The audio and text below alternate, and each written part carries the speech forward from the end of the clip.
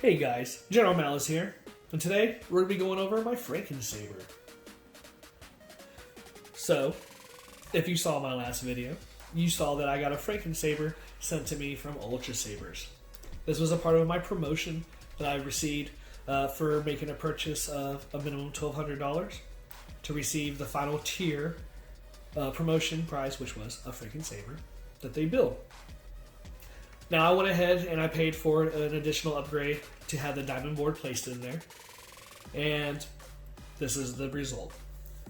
So today we're going to be introduced to Dante's Inferno. Now before we get into what pieces are that create Dante's Inferno, I want to give a shout out to Will, the sabersmith who built the saber. To be honest, I accidentally messed up the fonts the second day that I had it playing around. So I spent the better part of all week getting everything back to how Will had sent it to me. Doing that, I had some help from Kaiser Sose, one of the forum members on Saber forums. So I want to say thank you to you as well for having the fonts available so I can restore Dante's Inferno back to its original concept.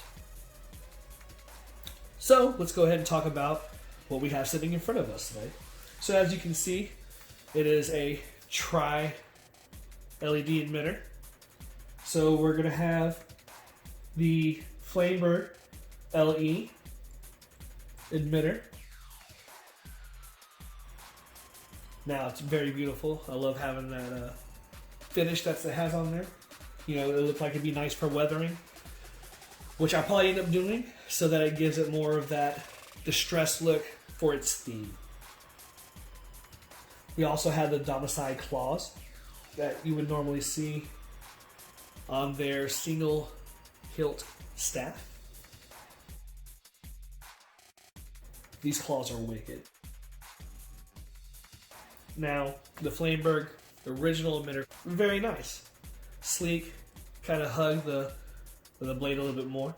But these just definitely give you that impression of, to me, just claws, crowns type stuff. We got these 6-inch blades for the side emitters. Very cool. They did send a 36-inch. Sorry guys, I hit the thing. They did send a 36-inch blade with the parabolic tip. I went ahead and swapped it out for a 32 because this thing is a beast.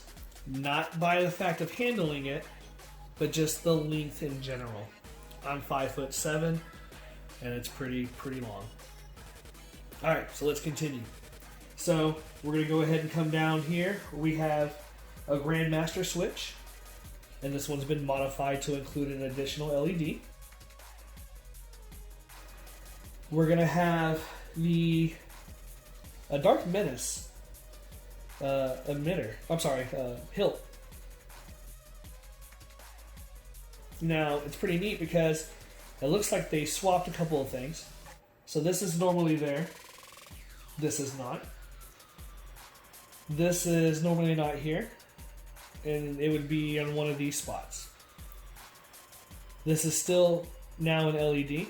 So this would be LED number 1 on the diamond board. LED number 2, which is going to be inside the switch. On the back side, we have LED number 3, which we'll talk about in a second. And then we have the Illuminated switch, which is under the LED number 4 spot. Now, what I noticed is when they switched a bunch of stuff around, I like it. Then on the back, they actually did some other inclusions that are pretty neat as well. For the bottom, we're going to have, instead of a normal pommel, we actually have a dark shock emitter as a pommel, which gives it an extra almost 2 inches of barrel length. And it's nice. It actually helps resonate a stronger sound coming from the speaker. Now, let's go ahead and flip this over before we turn it on.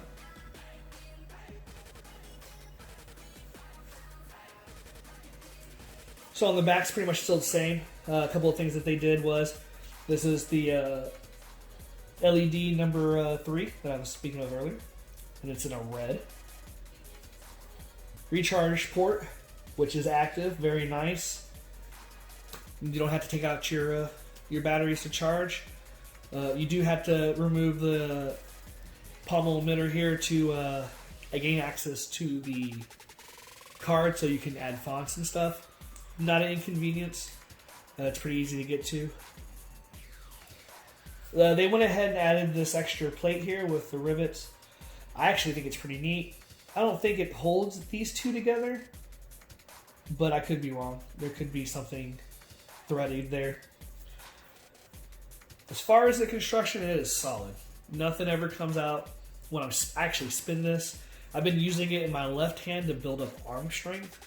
I know that sounds kind of funny enough, but when you spin a lot, arm fatigue is pretty legit. I was actually able to use this left-handed and my Raven, and I was able to do a double obi-anis when I was learning, so that was pretty neat. As far as size and hand, guys, you know, I got good hands, good strong hands. They look like big, good, strong hands, don't they? Definitely dual wielder. Run. Good swing. But let's go ahead and turn it on. So, without further ado, this is Dante's Inferno.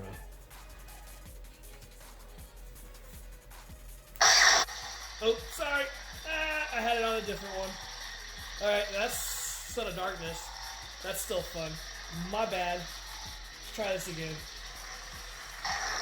Wait. Son of Darkness.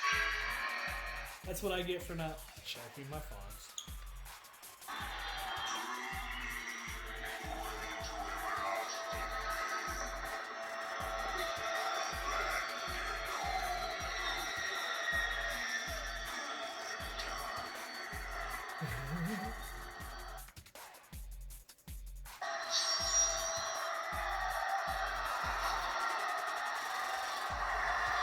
So as you can see, we got a lot going on. So this is your illuminated switch in the 4th spot LED, accent lighting. Number 3. This is the number 1 spot. Sorry, that's number 2. Number 1. Then the number 3 spot.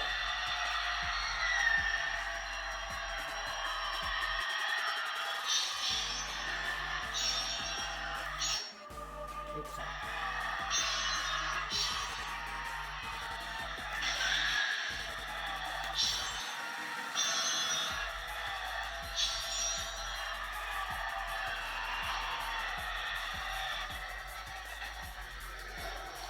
What is this place? Go back. As your friend Dante, I'm telling you, you're not ready for this. So far, I've been ready for everything you have done.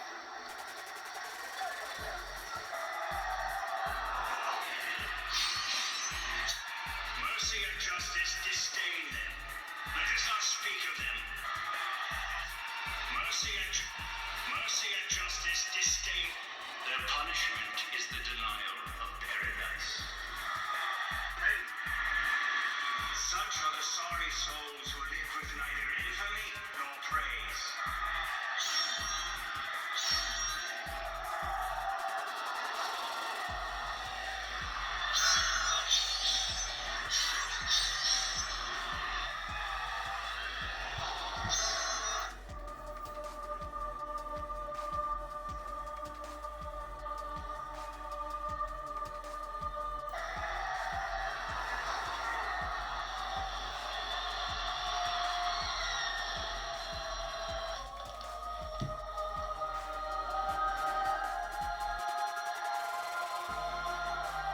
I did not die, and I did not live.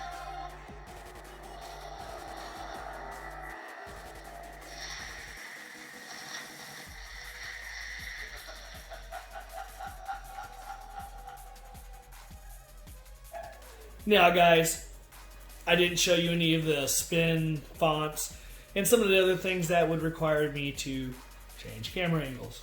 Maybe I'll add them here.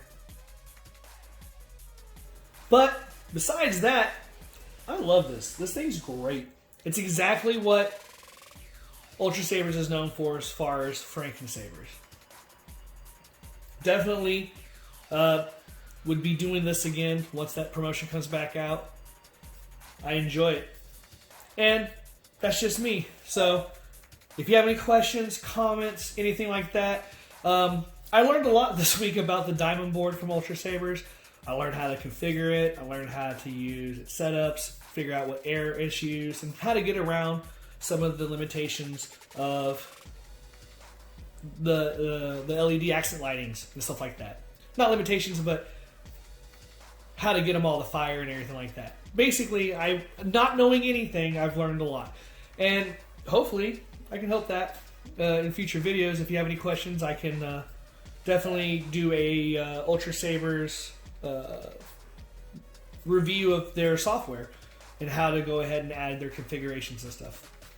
So guys, you know, look out for my next video that I'm about to have posted pretty soon. It's going to be the Fallen from Ultrasabers.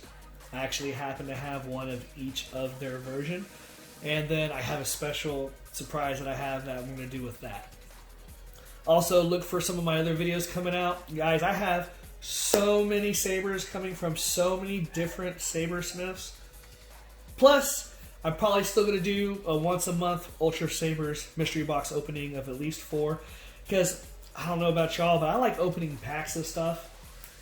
Like baseball cards, Pokemon, Magic, the Yu-Gi-Ohs, and all that stuff. So, if you can sit there and find things like mystery boxes that's, you know, meet your fancy, by all means, go for it. If it's fun, something to do, that's what I do. I enjoy opening them.